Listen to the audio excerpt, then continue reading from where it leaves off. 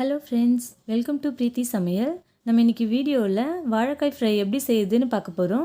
நீங்கள் first time நம்ம சேனலை பார்க்குறதா இருந்தால் மறக்காமல் சப்ஸ்கிரைப் பண்ணிவிடுங்க. பக்கத்தில் இருக்கிற பெல் பட்டனையும் அழுத்திடுங்க. அப்போ தான் நான் போகிற ஒவ்வொரு வீடியோவும் உங்களுக்கு நோட்டிஃபிகேஷனாக வரும். இப்போ வாங்க வாழைக்காய் ஃப்ரை எப்படி செய்கிறதுன்னு பார்க்கலாம். இப்போ நான் ஒரு வாழைக்காய் எடுத்திருக்கேன். இந்த மாதிரி இது மேல் தோல் மட்டும் சீவிடுங்க. இப்போ நம்ம கட் பண்ணுறது இந்த மாதிரி க்ராஸாக வச்சு கட் பண்ணணும். அப்போ தான் நம்மளுக்கு அந்த ஷேப் கிடைக்கும். ரொம்ப மெலிசாக கட் பண்ணக்கூடாது. இப்போ பாருங்கள், நான் எல்லாத்தையுமே கட் பண்ணிட்டேன். இந்த அளவுக்கு நம்மளுக்கு இது கொஞ்சம் தடியாக இருந்தால் போதும். அதுக்குன்னு ரொம்ப தடியாக போட்டாலும் வேகாது. இப்போ பாருங்கள், நான் எல்லாத்தையும் கட் பண்ணி முடிச்சிட்டேன். இப்போ இதுக்கு ஒரு 1/2 லெமன் நம்ம மேலே ஜூஸ் புழிஞ்சு விடலாம். இப்போ 1 டீஸ்பூன் இஞ்சி பூண்டு பேஸ்ட் ஆட் பண்ணிக்கோங்க.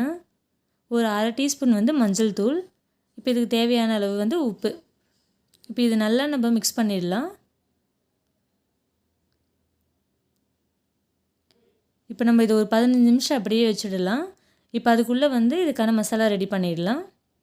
இப்போ நான் ஒரு பவுலில் ஒரு 4 ஸ்பூன் அரிசி மாவு எடுத்திருக்கேன்.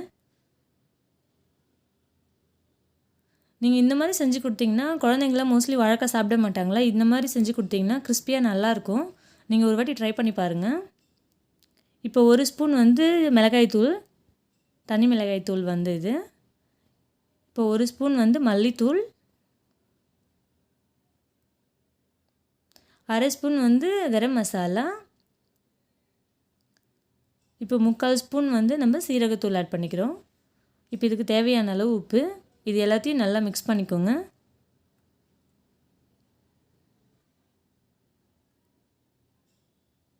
நீங்கள் இந்த மாதிரி பொடி செஞ்சு வச்சுக்கிட்டிங்கன்னா நீங்கள் இதில் உருளைக்கிழங்கு, கத்திரிக்காயெல்லாம் கூட இதே மாதிரி ரோஸ்ட் பண்ணிடலாம். இப்போ இது கூட ஒரு 1/2 ஸ்பூன் பெருங்காயத்தூள் ஆட் பண்ணிக்கோங்க. இப்போ அவ்வளோதான், இந்த மசாலா பொடி நம்மளுக்கு ரெடி ஆகிடுச்சு. இப்போ இந்த வாழைக்காவை இதில் நல்லா டோஸ்ட் பண்ணுங்கள். இதே மாதிரி எல்லா வாழைக்காயும் இதே மாதிரி பரட்டி எடுத்துக்கோங்க. இப்போ எண்ணெய் நல்லா நான் சூடு பண்ணிட்டேன். இப்போ இதில் நம்ம மீடியம் ஃப்ளேமில் வச்சு ஒன்று ஒன்றா நம்ம நல்லா ரோஸ்ட் பண்ணி எடுத்துக்கலாம்.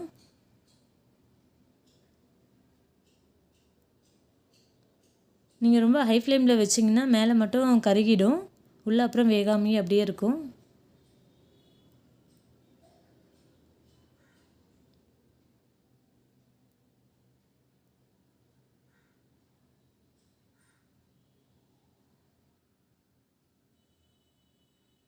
இப்போ இது கொஞ்ச நேரம் நல்லா வேக விடலாம். 2 சைடும் நம்ம நல்லா வேக விடணும். இப்போ பாருங்கள், நம்ம திருப்பி போடலாம். இந்த சைடு நல்லா வெந்துடுச்சு.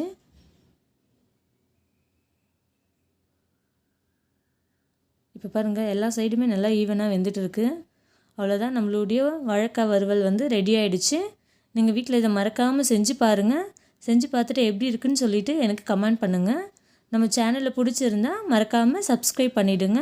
பக்கத்தில் இருக்கிற பெல் பட்டனையும் அழுத்திடுங்க. அப்போ தான் நான் போகிற ஒவ்வொரு வீடியோவும் உங்களுக்கு நோட்டிஃபிகேஷனாக வரும். தேங்க்யூ ஃபார் வாட்சிங் அஸ்.